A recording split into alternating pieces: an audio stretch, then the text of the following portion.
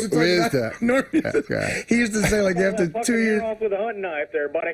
Yeah, well. After 2 years of the Norm show, he was like, fuck, I got enough money, like, fuck being the richest guy in L.A. I got enough money to be the richest guy in, like, Spokane, Washington. And it's just like, because you go on the road and the guy would drive you to the club. You'd be in some little town somewhere, right. And then the guy would be driving you past, and then you see this fucking huge palace with 8 cars, and they go, "That's Roy Johnson's house, richest man in town. Why, that house costs over $100,000. Wow. So the plan was, I got so much money from my sitcom. Yeah, I'll just be the richest guy in this little place. That's Norm MacDonald lives there. Do you miss? Why, he fucked my daughter. Do you miss the days of the sitcom? Do you miss that kind of money, that action? I mean, that was tremendous. I mean, you didn't have to do a whole lot, and you got a lot of money, right? You got to do. That's a misconception. If you're the star of the show, there's a lot for you to do. As a supporting actor on a sitcom is literally stealing money. You were stealing money. Yes, but he had a lot. Do you miss the sitcom? Already had a good job. Did you miss the pay? Do you miss the going to the studio? It's exciting, right? You don't miss it. No, I don't miss it. I miss the people. It sounds like faggot. But I love Artie, I love Laurie Metcalf, and I love Max Wright. So right. You don't call Artie that much, do you? Well, I'd say about once a month. Once a month, you guys speak on the phone. We it's try not awkward. We try to talk. Is it uncomfortable speaking to Artie now? No, I wouldn't say it's uncomfortable. Sometimes you have to, be careful, what you say. It's like, really? He gets touchy, right? No, I'm saying the same way that Letterman doesn't want to talk to you. I see. Yeah, you got 4 hours to fill, so you got to sometimes be careful. I see. Really? Even though I have probably nothing of scandal. I can't imagine what those conversations are. I just can't. Unbelievable. Well, look, you've done it all. You're Norm MacDonald. What's the plan for the rest of the day? That's when you have nothing to say. You're going to do the show. Done it all. You've done You're it all. Norm MacDonald. That says my name. That's when you know the interview's coming to a halt. So what else? Now, what is the it game says here plan? you're Norm MacDonald. What is the game plan for the rest of the day? You're going to do some shows at Sirius. Yeah. After you're done with those shows, people in those seats. You're going to take a nap. I don't think I can take a nap. My hotel room's not ready. They said till 4 or 5. You couldn't get the room the day before, and so I should have. Yeah. That might have worked out better for you. Well, let me ask you. Artie says on the road he doesn't know what to do with himself. What do you do when you're on the road in some little town? Yeah, what do you do? Like, I only like the time that I'm on stage, because other than that, like... what do you do when you have to kill time?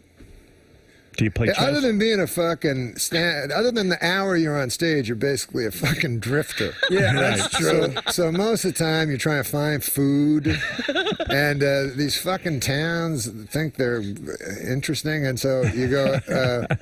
This is what they find the most interesting. You go, hey, what is there to do in your fucking shit town? So then they go, you got to see the Galleria. You're like, hey, I'm from L.A. Yeah, I've seen that. I've seen Galleria. Last year, a guy shot everyone at the Galleria. A guy in Houston told me that once. He said, first of all, it's a 400-pound guy. It was May in Houston. Like, the sweat was dripping off me. I had to think the club guy told me, take a cab. Like, I'll pay you for it. There's no car. Right. So I get in a cab in Houston. It's like 140 degrees. This guy's got a huge flannel shirt on. Hey. And he says hi. I say hi. He goes, you're a New Yorker, huh? And I'm like, well, I'm from there. And he goes, we got a place in town. It's just like Greenwich Village. And I said, really? And he says, yeah, but there's no fags. And I said, well, what is it? He goes, and he said, it's the Galleria. And I went, it was a mall. With a hockey rink. It had a hockey rink. But there were no fags. Yeah, he was right. Yeah. Listen. I put my hand on a bunch of guys' fucking legs, and they all said, what's your problem? So you really have the same problem Artie does, in the sense that you have to kill a lot of time in your career. Well, there's crazy boredom. But you never got into heroin or crack or any of this stuff that Artie does to kill time. I never to kill time. Yeah. To kill me. Is that the point? Yeah, just to kill some time. You know, it's funny. Well, that's what he's doing. He hates it. He kills time. Wait a minute. I don't think he's doing it to kill time. You're not a drug guy, though, are you? Well, in a way, everything. One time when I had the gambling fucking thing, right. I went to a psychiatrist, and he said, you're doing it to like avoid life. Right. So So I was like, isn't that why you do every fucking thing there is?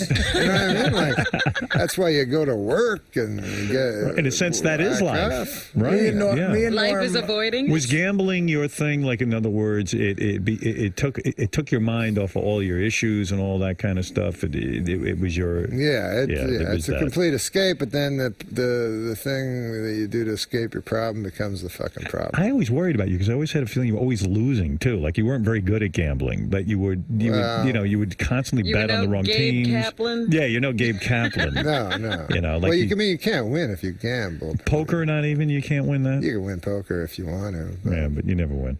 No, I don't think you. I don't.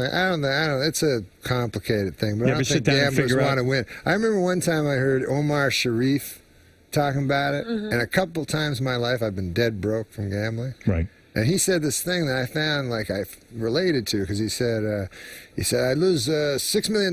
He was talking about the most money he lost. I don't know. That's And God only knows how he got $6 million. Yeah, By the way, dead on impression. I know, it's good, right? Excellent, Omar Sharif. Yes. Look forward to Caroline. But he was a big gambler, big bridge player. Yeah, yes. exactly. Yes. So he says, one time I did $6 million. He goes, I go across the street to a coffee shop and I get the coffee. I have $1 left. I get the coffee. He goes, I feel clean. And I understand what he means. What does that mean? Means when you lose everything, you're alive. In other words, you don't feel alive unless there's some great tragedy or No, it's something not big. a tragedy to have nothing. I mean, don't you feel like sometimes when you're building a house, you're just walling yourself into a mausoleum? Right. Well, if you don't have that house, you're free. You're free. You're free. Now, Of course, you'll freeze What is to the death. most? Do you ever sit down and figure out how much money you lost? No. Do you know what your biggest loss was? No, I don't give a fuck about money. You do too. You know what I your know. Well, biggest you loss know what? was. I Norm, care should we enough tell the about- story about my guy I hooked you up with? It's a long time ago. It's a long time ago now. This one. Fran? No, shut. Hit the button. Oh, we can't say who it I is. hit the name, button. no, I hit just the no button. name. I hit Just the no button. name. All right. So What happened? I You was a hooked Norm bad. up to I was it? a bad influence on Norm, I think, and maybe because when we met each other, And I'm the enabler. When you shoot Yeah. when you shoot a buddy comedy like it was, Yes. you go away with someone to a different city for like 2 months. It's like going away to camp. So you're either gonna hate the person or love them. And me and Norm became friends because we shared one vice, gambling. And I used to love gambling. And I used to love. 2 days ago, he was gambling. Right, yeah, used to. the first night I met Norm, the rehearsals, we went to a pool hall in Toronto, and I won $2,000 off him playing 9-ball. That's right. And he ended up paying me in Canadian money. It was like a wheelbarrow, like blue pieces of paper with a goose on it. Yeah, they don't have presidents. You have no respect for the Canadian. That's when you bribe somebody in Canada, you're like, maybe this goose will change your mind. And it really looks like Monopoly money. I'm like, what the fuck am I going to do with this? Right. Back then when the dollar was good, it was like a wheelbarrow. So what's what the big happened story? was, we shot Dirty Work August into the fall, and Right. Norm was still on Saturday Night Live. And I started, in lieu of other things, halfway through the shoot, I started phoning this kid I know who was a runner for a bookie. So I start calling this guy, and I'm making a lot of bets. And see, Norm wasn't gambling at the time. He was really into work. He was shooting the film, and he was going back to SNL. The last few weeks, he had to go do SNL. All right, and the movie, he's busy. Right. But I think because I was always with him talking on the phone, he sort of was like, yeah, you got a guy. And I said, yeah, I got a guy. He goes, can I have his number? Because I want to maybe start putting some bets in. So this bet that ruined Too degenerate. This bet that ruined me and Norm, because when we went on the road and I opened for Norm, and this is what we did. You talk about killing time. This Right. was a problem. We got introduced to this thing called a lightning bet. Now, what a lightning bet is, say you know what the under-over is in a basketball game, the total amount of points the two teams score. So say it's 180. Okay. Right? If you lightning $1,000 on the over, when they hit 180, every fucking point they score after that, you win $1,000. Oh, I like that. So it's like sick. Nice. That's like, free money. It's sick. Every layup is $2,000. So like if it's at 180 when they go into overtime, every single basket's $2,000. Fantastic. It's insanity. But Yeah. every point it's under 180, Uh-oh. you lose 1,100 because of the vig. Right. Okay, so it's craziness. Right. It really is like That's a dangerous bet. right. It's a dangerous bet.